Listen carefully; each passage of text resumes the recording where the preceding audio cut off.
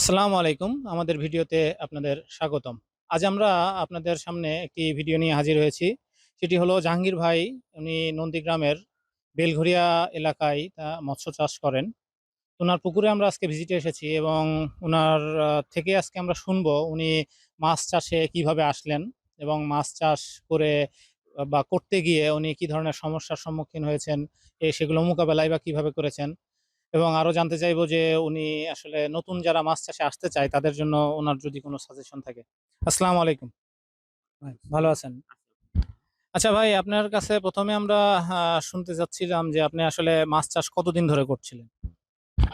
আসলে আমি মাছ চাষ অনেকদিন যাবতই করি। মাঝখানে চাকরির জনিত কারণে গ্যাপ ছিল। আবার এখন শুরু করছি আরকি। তবে মাছ চাষ এটা আসলে বাংলাদেশের মাটি তো মাছ চাষের জন্য খুব উপযোগী।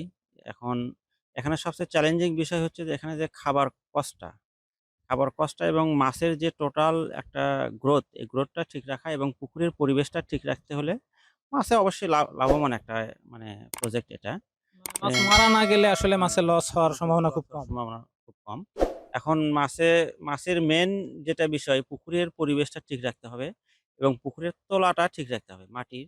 আর ফাইটোপ্লাঙ্কটন এবং জুপ্লাঙ্কটন দিয়ে যে মাছের একটা মানে খাবার তৈরি হয়, খাবার তৈরি হয়। এই পরিবেশ ন্যাচারাল ন্যাচারাল একটা হ্যাঁ, খাবার যাতে তৈরি খাবার হয় সেই পরিবেশটা ন্যাচারাল তৈরি খাবার করতে যাতে হবে। তৈরি হয় সেইভাবে মাছ চাষ করতে হবে। শুধু বাহিরের সাপ্লিমেন্ট খাবার দিয়ে কিন্তু পোষানো যাবে না।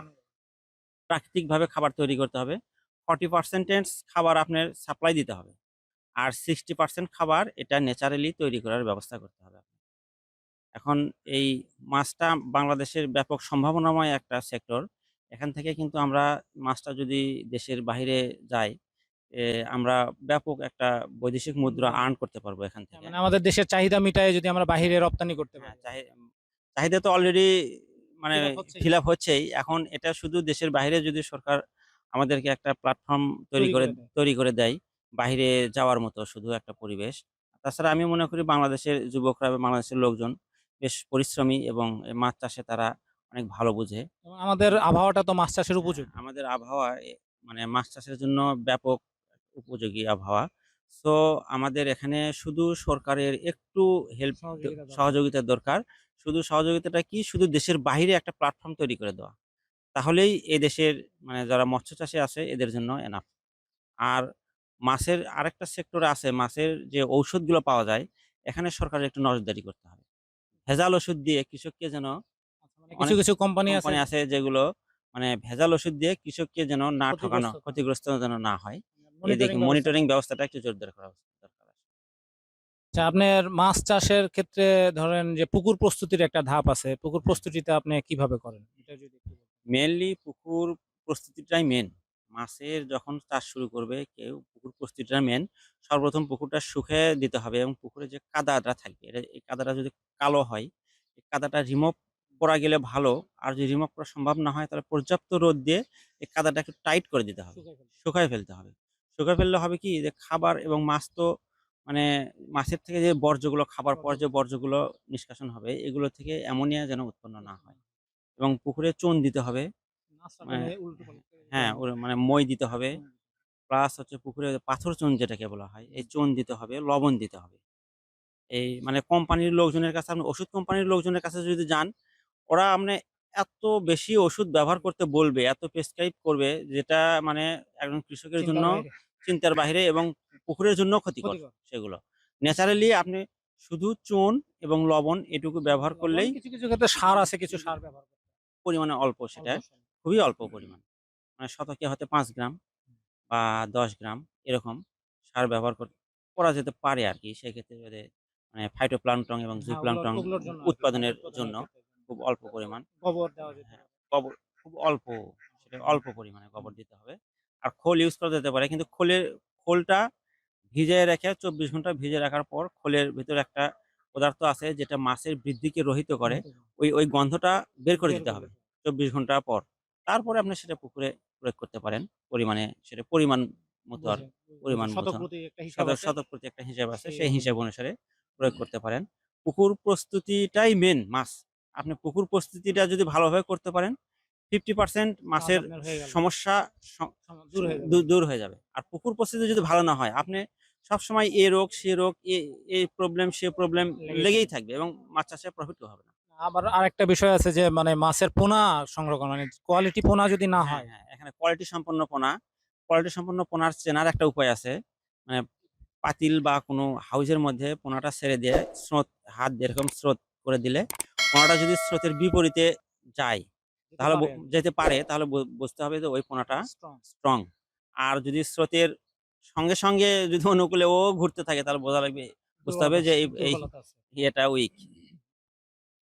মাছের পোনা সংগ্রহ আবার যেমন খাবারের বিষয়টা যেমন যে সব কোম্পানির খাবার তো আবার ভালো না। যে খাবার যদি নিজে তৈরি করা যায় সেটাও ভালো। তবে ছোট পরিসরে তো আসলে নিজে তৈরি করা পসিবল না। কিন্তু মার্কেটে যে খাবারগুলো আছে তার মধ্যে ভালো যেটা সেটা দেওয়ার ব্যবস্থা। হ্যাঁ, মানে খাবার যদি আপনি নিম্নমানের খাবার দেন তখন হবে কি খাবে ঠিকই ওয়াস্টেজ বেশি হবে। তাতে গ্রোথ আসবে না। মানে গ্রোথ আসবে না ঠিকমতো। মানে ভালো মানের পরিমাণে অল্প খাবার দিলেও সেটাতে মাছের গ্রোথটা ভালো ভালো। আসবে। এজন্য সবসময় চেষ্টা করতে হবে বাজারে সর্বোৎকৃষ্ট ভালো মানের খাবারটা মানে যাতে আমরা সাপ্লাই দিতে সাপ্লাই পারি। দিতে পারি এবং মানে মাছের গ্রোথ অনুসারে, বয়স অনুসারে খাবারের একটা ক্লাসিফিকেশন হ্যাঁ, আছে। পরিমাণ সেই আছে। সেই পরিমাণ আছে পরিমাণ এবং ক্লাসিফিকেশন সেখানে আছে। ভিটামিন, মিনারেল যাতে ভিটামিন ঠিকমতো থাকে, থাকে, প্রোটিন। হ্যাঁ, হ্যাঁ, প্রোটিন থাকে। এভাবে সাপ্লাই দিতে হবে। আর মাছের চাষে আসলে যদি মাছ না মারা যায় তো লস নেই। আপনারা যারা নতুনরা মাছ চাষে আসতে চাচ্ছে বা অনেকে হয়তো মাছ চাষ করে ক্ষতিগ্রস্ত হয়েছে তাদেরকে আপনি মানে কি সাজেশন দিবেন? কিভাবে তারা করতে পারে? আমি সাজেশন দিতে চাই এইভাবেই, প্রথমত পুকুরের এনভায়রনমেন্টটা আপনারা ঠিক করে নিবেন। এনভায়রনমেন্ট ঠিক না করলে আপনি মাছে লস খাবেন। এটাই স্বাভাবিক এবং এটাই সত্য। আর নতুনরা যারা আসতে চাচ্ছেন এই সম্পর্কে একটু জেনে শুনে বা একটু পড়াশোনা করে বা কোনো জায়গায় ট্রেনিং নিয়ে তারপরে শুরু করবেন। হুট করে যে হুট করে YouTube দেখে শুরু হ্যাঁ, করে হ্যাঁ। দিলাম তাহলে তো না, আসলে হবে না না। YouTube দেখে হুট করে YouTube দেখে এত লাভ হচ্ছে, এ লাভ হচ্ছে, সে লাভ হচ্ছে, অনেক লাভের গল্প শুনে আপনি শুরু করলেন তা না। আসলে বিষয়টা জানতে হবে, বুঝতে হবে, না তারপরে YouTube এ আসতে তো হবে। অনেক সফলতার গল্প শোনায় অনেকে। তো আসলে ফিল্ড লেভেলে যে আসলে কয়জন এভাবে সফল হয় এটা আসলে সমস্যা। তো এই কারণে যারা নতুন আসতে চাচ্ছে তাদের জন্য আপনি বলতেছেন যে জেনে শুনে জেনে শুনে কোথাও হ্যাঁ, যদি হ্যাঁ। ট্রেনিং নিতে পারে সেটা আরো সেটা আরো আরো সুবিধা ভালো হয়। যুব উন্নয়ন বিশেষ করে ঠিক আছে। আশেপাশে কেউ যদি চাষ করে তাদের সাথে কিছুদিন প্র্যাকটিস আলোচনা করা, প্র্যাকটিক্যালি দেখা আরকি। আর আপনার যে এখানে যে ওয়াটার কোয়ালিটি এটা মেইনটেইন করার ক্ষেত্রে আপনি কি ব্যবহার করেন? ওয়াটার কোয়ালিটি মেইনটেইন করার ক্ষেত্রে চুন আর লবণ এটাই যথেষ্ট। আপনার ওয়াটার কোয়ালিটি প্যারামিটার গুলো কি পরিমাপ করা আপনি করেন না এখানে? হ্যাঁ, হ্যাঁ, করি। মানে অ্যামোনিয়া চেক করি, পিএইচ চেক করি এবং কাদাতে চেক করি। মানে এগুলো মানে কোম্পানির লোক আছে, আসে ওনারা মাঝে এসে আসে মানে মাঝে, মাঝে ফ্রি চেক টেস্ট করে হ্যাঁ, দিয়ে মানে যায়। টেস্ট করে দিয়ে টেস্ট যায়। করে দিয়ে।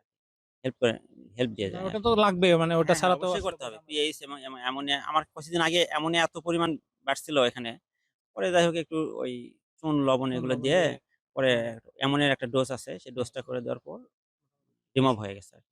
এখন মানে আধুনিক যুগে মাছ চাষ করতে গেলে যে টেকনোলজি গুলো আছে সেগুলো ব্যবহারের ক্ষেত্রে আপনি কি সাজেস্ট করবেন?